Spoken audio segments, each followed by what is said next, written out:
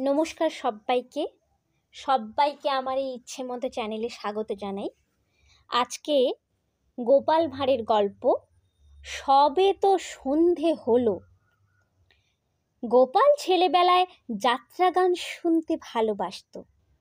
প্রবীণ বয় সকালেও তার এই নেশার এতটুকুও ভাঁটা পড়েনি।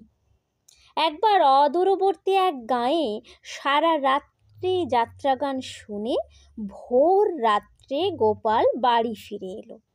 ব্যাস, সেই যে বিছানায় আশ্রয় করলো, সারা দিন নাক ডাকিয়ে ঘুম। বিকেল গড়িয়ে সন্ধ্যা হয়ে গেছে।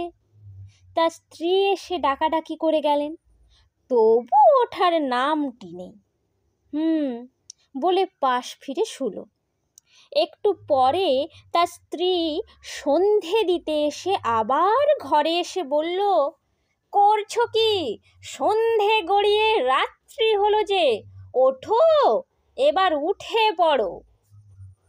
গোপাল এবার হুড়মুড় করে বিছানায় উঠে বসল।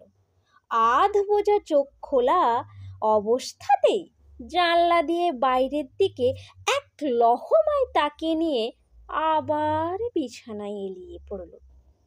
গোপালের স্ত্রী এবার বেশ একটু কড়া সুরেই বলল, কি গো, কি শুরু করলে বলো দেখি? আবারও শুয়ে পড়লে যে, উঠো, ওঠে পড়ো। কেন মিছে প্যানর প্যানর শুরু করলে? বিরক্ত করো না, সবে তো সন্ধে হলো। যদি চ্যানেলের গল্পগুলি ভালো লেগে থাকে তাহলে অবশ্যই চ্যানেলটিকে শেয়ার এবং সাবস্ক্রাইব করুন।